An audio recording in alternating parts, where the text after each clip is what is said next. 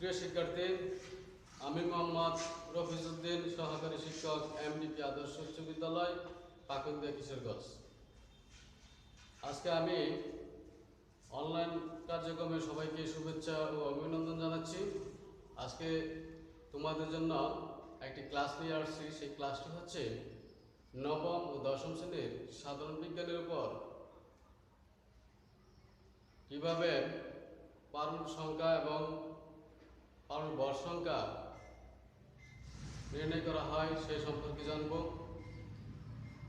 আমরা প্রথমেই পারমাণবিক সংখ্যা কাকে বলে, পারমাণবিক ভর সংখ্যা কাকে বলে সেই সম্পর্কে জেনে নিব।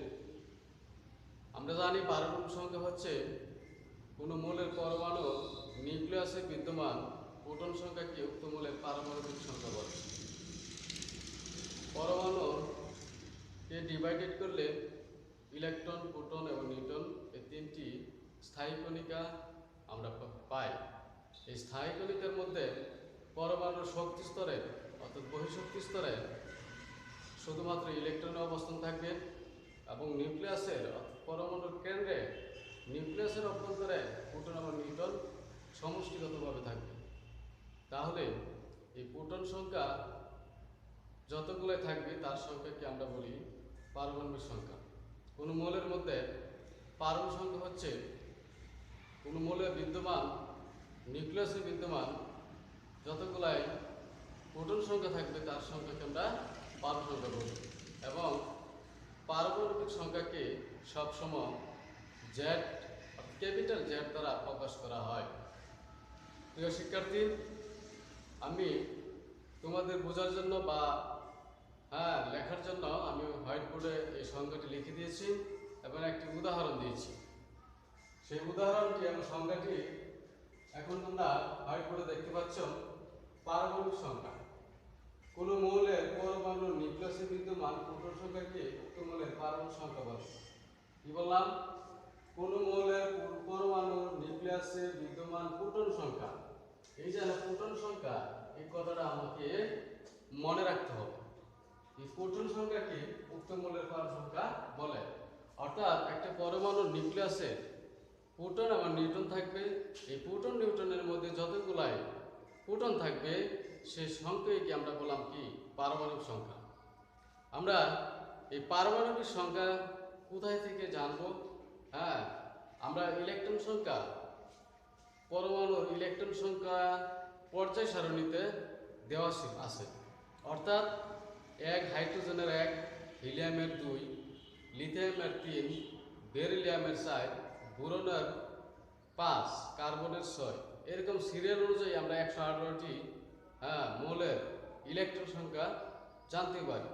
এবং কি এই ইলেকট্রন সংখ্যা পরমাণু ইলেকট্রন সংখ্যা এবং কি প্রোটন সংখ্যা তাদের ক্ষেত্রে সমান থাকবে যে সকল মৌলের চার্জিত নয়, অচার্জিত আধান নিরপেক্ষ থাকবে তাদের ক্ষেত্রে প্রোটন সংখ্যা আর ইলেকট্রন সংখ্যার মান সমান।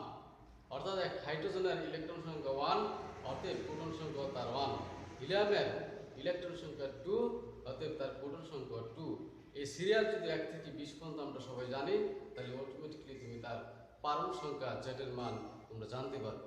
অর্থাৎ এক সোডিয়ামের পারমাণবিক সংখ্যা বা ইলেকট্রন সংখ্যা আমরা জানি 11, তাহলে পারমাণবিক সংখ্যা জেডের মানও অর্থাৎ প্রোটন সংখ্যা 11। একটা পরমাণুর মধ্যে, একটা মৌলের মধ্যে ইলেকট্রন সংখ্যা এবং প্রোটন সংখ্যার মান সমান, অর্থাৎ চার্জ যদি না থাকে, অর্থাৎ ইলেকট্রন নেগেটিভ চার্জে চার্জিত, প্রোটন আমরা জানি ধনাত্মক চার্জে চার্জিত, তাহলে এটাকে প্রসঙ্গতি করতে হলে ইলেকট্রন যদি 12টা থাকে তাহলে প্রোটনও 12টা থাকতে হবে। অর্থাৎ প্রোটন 12টি ইলেকট্রন থাকার অর্থ হচ্ছে এটার চার্জ হচ্ছে -12, আর প্রোটন 12টা থাকার অর্থ হচ্ছে কি +12। তাহলে +12 এবং -12 এইভাবে আমরা কি একটা আরেকটা পেটে ফেলতে পারি বা প্রশমিত করতে পারে। এই কারণে এদের মোট চার্জের মান 0 হয়ে যায়। এই হিসাবে একটা পরমাণুর মধ্যে ইলেকট্রন যতটি থাকবে চার্জিত অচার্জিত পরমাণুর মধ্যে ঠিক প্রোটন সংখ্যা ঠিক ততই থাকবে। আমরা ম্যাগনেসিয়ামের ক্ষেত্রে যদি বলি পরমাণুর সংখ্যা বা পরমাণু ম্যাগনেসিয়ামের ক্ষেত্রে আমরা জানি ইলেকট্রন সংখ্যা 12, তাহলে প্রোটন সংখ্যা 12, অর্থাৎ পারমাণবিক সংখ্যা জেডের মান কত? তাহলে 12। তারপরে যদি বলি সিলিকনের ক্ষেত্রে আমরা বলতে পারবো এটার পারমাণবিক সংখ্যা 14, কারণ ইলেকট্রন সংখ্যা আমরা জানি 14। তো ইলেকট্রন সংখ্যা যদি 14 হয়, সিলিকন অচার্জিত মূলক, এই ক্ষেত্রে তোমার ইলেকট্রন সংখ্যার সমান সংখ্যক প্রোটন সংখ্যা থাকবে, অর্থাৎ প্রোটন সংখ্যা কি 14টি থাকবে। অতএব প্রোটন সংখ্যা যদি 14টি হয়, তাহলে পারমাণবিক সংখ্যা আমরা বলতে পারবো সিলিকনের 14।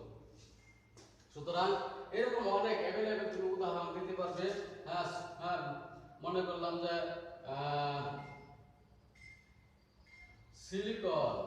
সিলিকনের পারমাণবিক সংখ্যা কত? 14। তারপরে ক্লোরিনের বলতে পারবো আমরা 17। এরকম সিরিয়াল আমরা বলতে পারবো। সোডিয়াম ম্যাগনেসিয়ামের পারমাণবিক সংখ্যা হবে 12। তারপরে অ্যালুমিনিয়ামের পারমাণবিক সংখ্যা হবে কত? 13।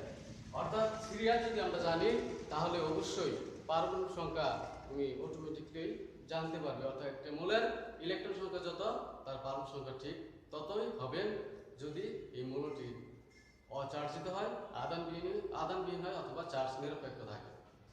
এরপর আমরা যে জানবো পারমাণবিক ভর সংখ্যা কাকে বলে এবং পারমাণবিক ভর সংখ্যা কিভাবে আমরা পেতে পারি। প্রিয় শিক্ষার্থী, আমরা আগে বলছি যে পরমাণু নিউক্লিয়াসের মধ্যে প্রোটন এবং নিউট্রন থাকবে এবং তার বহিঃশক্তি স্তরে ইলেকট্রন সংখ্যা ঘূর্ণায়মান থাকবে। তাহলে পরমাণু প্রোটন এবং নিউট্রন সংখ্যার সমষ্টি একত্রিত মানকে আমরা সবসময় পারমাণবিক ভর সংখ্যা বলা হয়। অর্থাৎ পরমাণুর কেন্দ্রস্থলে অর্থাৎ নিউক্লিয়াসে ইলেকট্রন এবং প্রোটন সংখ্যা যে থাকে, তার সংখ্যাকে আমরা বললাম কি উক্ত মৌলের পারমাণবিক ভর সংখ্যা। একটা পরমাণুর মোট ভর পারমাণবিক ভর সংখ্যা থেকে পেতে পারি। অর্থাৎ নিউক্লিয়াসের ভর থেকে আমরা একটা পরমাণুর ভর পেতে পারি। তাহলে এখানে এই পারমাণবিক ভর সংখ্যার সঙ্গে আমি লিখে দিয়েছি তোমাদের বোঝার সুবিধার্থে। পারমাণবিক ভর সংখ্যা কোন মৌলের পরমাণুর নিউক্লিয়াসে বিদ্যমান প্রোটন এবং নিউট্রন সংখ্যার সমষ্টিকে উক্ত মৌলের পারমাণবিক ভর সংখ্যা বলে। আমরা আগে বলছি যে একটা পরমাণুকে যদি ডিভাইডেড করা হয়, ভেঙে ফেলা হয়, তাহলে ইলেকট্রন, প্রোটন ও নিউট্রনের 3টি স্থায়ী কণিকা পাওয়া যাবে এবং পরমাণুর কেন্দ্রস্থলে থাকবে কি? পরমাণুর কেন্দ্রস্থলে থাকে প্রোটন এবং নিউট্রন সংখ্যা। এই পরমাণুর কেন্দ্রস্থলে প্রোটন এবং নিউট্রন সংখ্যার যোগফলকে বা সমষ্টিকে আমরা বলবো উক্ত মৌলের ভর সংখ্যা। তাহলে এই ভর সংখ্যা জানতে হলে অবশ্যই পারমাণবিক সংখ্যা তোমাকে আগে জেনে নিতে হবে, তারপরে এটার নিউট্রন সংখ্যা জানতে হবে। তাহলে সোডিয়ামের প্রোটন সংখ্যা আমরা আগে জেনেছি 11 এবং নিউট্রন সংখ্যা হচ্ছে কত? 12। ঠিক। তাহলে এই দুটো যদি যোগ করি, তাহলে এটার পারমাণবিক সংখ্যা পেতে পারি। আর পারমাণবিক সংখ্যা কি সবসময় এ দ্বারা প্রকাশ করা হয়, ক্যাপিটাল এ। তাহলে পারমাণবিক ভর সংখ্যা এ সমান 11 প্লাস 12 সমান 23।